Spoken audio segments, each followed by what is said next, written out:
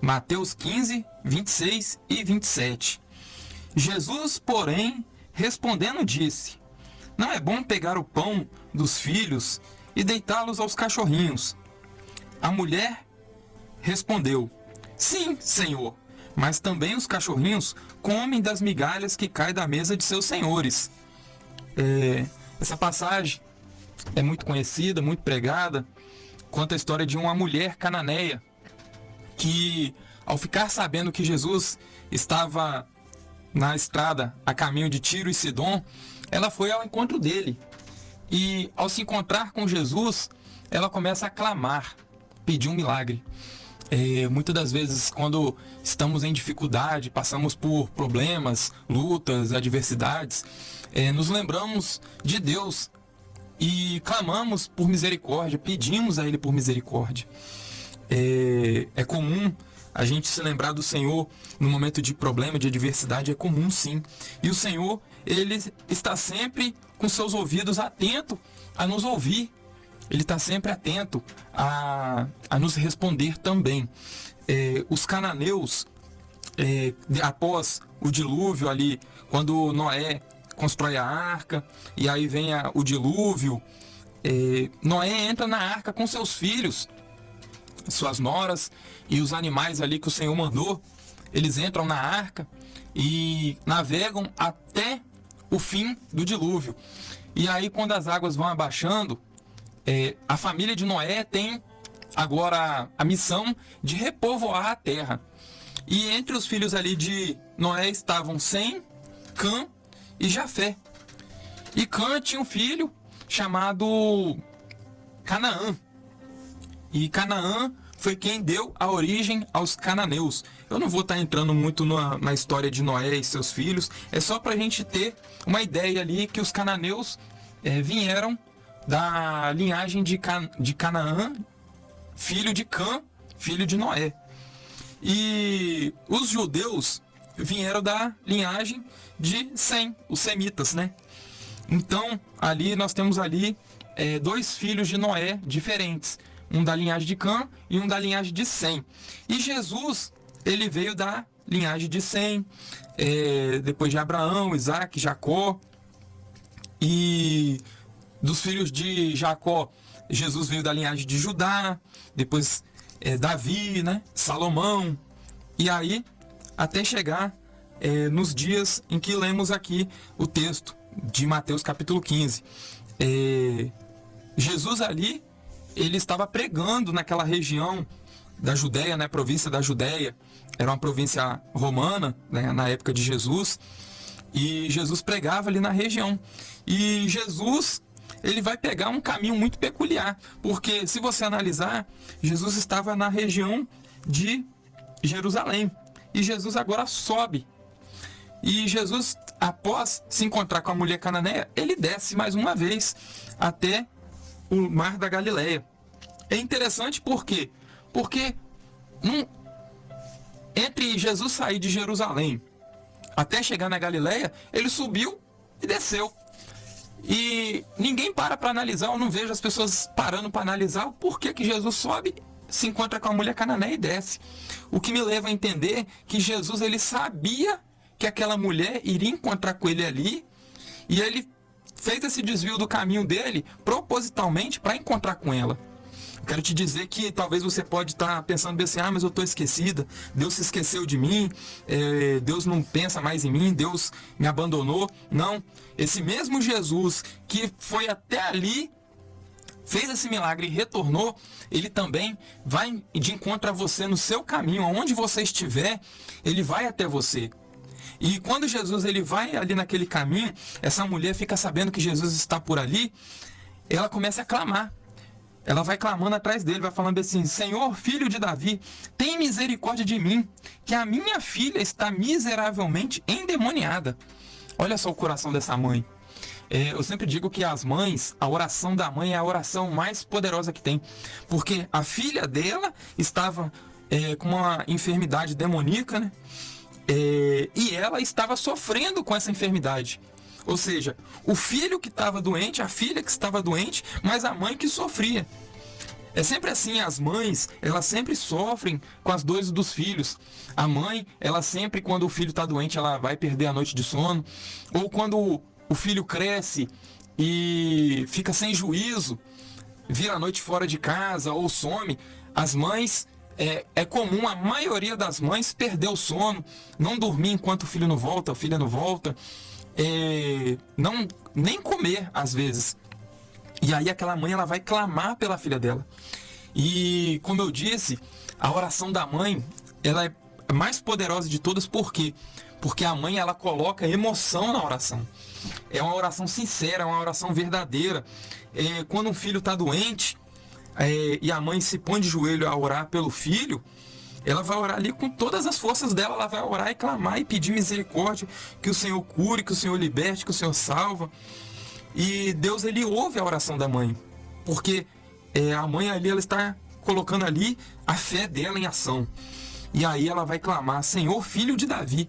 Ou seja, aquela mulher nem era da linhagem de Davi, dos judeus, muito menos dos semitas, ela era uma cananeia. E aí ela vai reconhecer Jesus como filho de Davi. Ou seja, nem os judeus que crucificaram Jesus, eles reconheciam Jesus como filho de Davi. E aí aquela mulher que nem judia era, ela tinha esse reconhecimento. Só que Jesus não respondeu ela. Quantas das vezes a gente vai orar e às vezes a gente pensa assim: poxa, mas o Senhor nem me respondeu. A gente não tem nem resposta do Senhor. A gente ora e parece que a nossa oração não passa nem do teto. Eu me lembro da oração de Daniel, que Daniel estava em oração e o Senhor não respondia a ele. Mas não porque o Senhor não queria responder ele. Porque o anjo Gabriel vai dizer para Daniel bem assim: Daniel, no primeiro dia que você orou, o Senhor já mandou a resposta para você, porque você é muito amado. O Senhor mandou a resposta, só que quando eu estava vindo, os principados, eles me impediram de chegar até você. E aí eu retornei ao Senhor e o Senhor enviou Miguel e Miguel abriu o caminho para mim passar. Às vezes a nossa oração, a gente desiste. Na primeira tentativa a gente desiste daquilo que a gente está orando. E a gente não deve fazer isso, a gente deve perseverar como Daniel perseverou. Jejuar e orar e clamar e pedir socorro. E essa mulher, ela fez isso quando ela começou a clamar e Jesus não respondeu ela. Jesus deu silêncio para ela, ela continuou gritando, ela continuou clamando. E agora ela vai encontrar uma nova barreira na frente dela, que é a barreira humana. Porque quando ela pega o silêncio de Jesus e continua clamando, os discípulos agora vão querer entrar na frente. Vão falar assim: ó, mestre, essa mulher vem gritando aí atrás, despede ela, manda ela embora, porque ela vem gritando atrás da gente. É comum, às vezes, a gente tá sentindo dor, a gente tá passando por um momento de preocupação, adversidade, e alguém dizer bem assim: ah, desiste disso aí, você tá pensando muito grande, não é pra você não, isso aqui não é pra você não, desiste, abre mão dos seus sonhos, abre mão do seu chamado, não corre atrás não, nossa, isso é tempo perdido. Ou às vezes oramos por uma pessoa e às vezes a pessoa fala bem assim: não, para de orar, essa pessoa tá perdida já, não tem mais jeito. Eu quero te dizer que a última palavra, ela vem do Senhor. Ela vem do Senhor. Enquanto o Senhor não disser para você não, continua clamando, continua pedindo. Davi, ele tinha um sonho de construir o templo para o Senhor. Mas só quando o Senhor mandou o profeta falar para ele assim: Davi, você não vai construir o templo para mim. Aí ele desistiu da ideia. E mesmo assim, ele ainda tinha esperança de Salomão construir o templo. E aí ele investiu ali bens materiais para a construção do templo. Ele separou material de construção para quando o filho dele fosse construir, a obra estava encaminhada. Mas ele não podia construir. Então ele passou ali o seu sonho para o seu filho. Mas enquanto o profeta não trouxe a resposta de Deus, ele não desistiu. E assim eu digo para você também nessa tarde: não desista dos seus sonhos, não desista dos seus planos, mesmo que as pessoas digam para você: é grande demais para você, não tem jeito, desiste. Não desista. Enquanto o Senhor não der a resposta, não desista, continua clamando. E aí o Senhor, após ouvir os discípulos, ele vai virar em direção a ela e vai dar a resposta que lemos aqui, que ele vai dizer: não é bom pegar o pão dos filhos e dar aos cachorrinhos. Imagina, você está com seu filho em casa doente, endemoniado. E aí você vai em direção à pessoa que tem a solução para o seu problema. E aí essa pessoa, ela te dá um voto de silêncio, ela te dá o silêncio dela. Mas mesmo assim você continua clamando. Mesmo o Senhor não te respondendo, você continua clamando.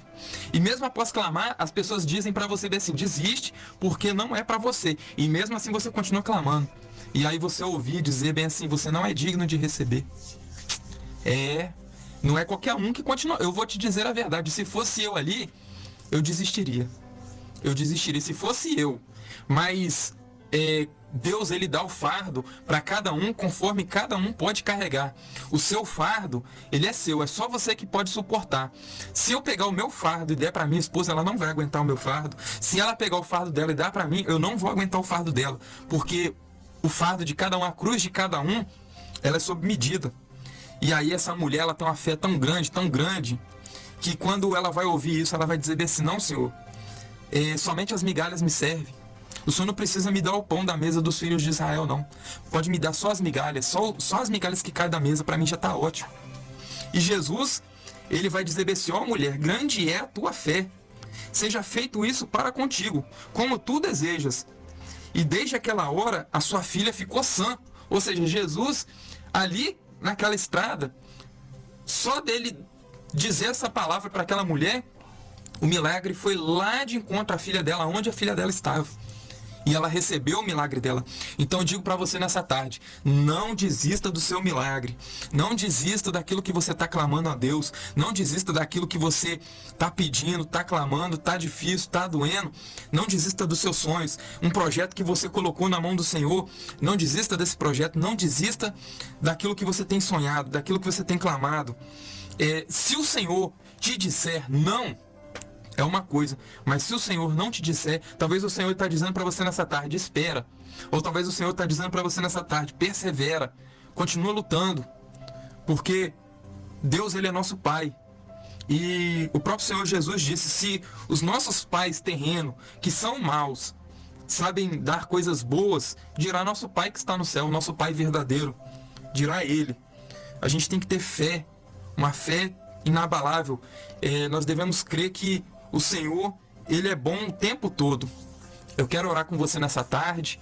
Quero que você coloque nas mãos do Senhor aquilo que você está pedindo a Ele, aquilo que você está clamando, coloca na mão do Senhor, porque Ele tem poder para fazer. Vamos orar?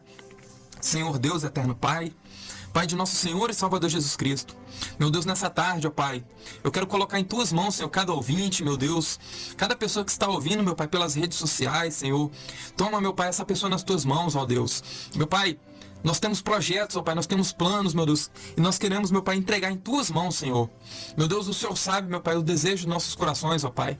Meu Deus, que tudo, meu Pai, seja para a Tua honra e Tua glória, Senhor. Meu Deus, se for da Tua vontade, ó Pai, que o Senhor venha, meu Pai, concretizar, meu Pai. Seja uma causa na justiça, Senhor. Seja uma pessoa enferma, meu Pai. Seja, meu Pai, uma pessoa que esteja precisando de libertação, Senhor.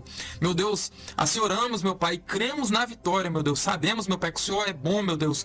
Que o Senhor, meu Pai, tem o desejo de nos abençoar, Senhor. Então oramos e cremos, ó Pai, na vitória, Senhor. Nós queremos te agradecer, ó Pai, pelo dia que o Senhor tem nos dado, Senhor. Queremos te agradecer, ó Pai, pelos livramentos, Senhor, pelas bênçãos, meu Deus. Queremos te agradecer, ó Pai, pelo teu sacrifício, meu Deus, na cruz do Calvário, Senhor. Que é o maior milagre que o ser humano pode receber, é a salvação, Senhor. Nós te agradecemos, ó Pai, por ter nos lavado, meu Deus, nos remido, meu Pai, ter nos resgatado, Senhor. Obrigado, meu Deus, por estar nessa tarde, meu Deus, contigo, ó Pai, meditando na tua palavra e ouvindo louvores, meu Pai. Assim oramos, meu Deus, te agradecemos, em nome de Jesus. Amém.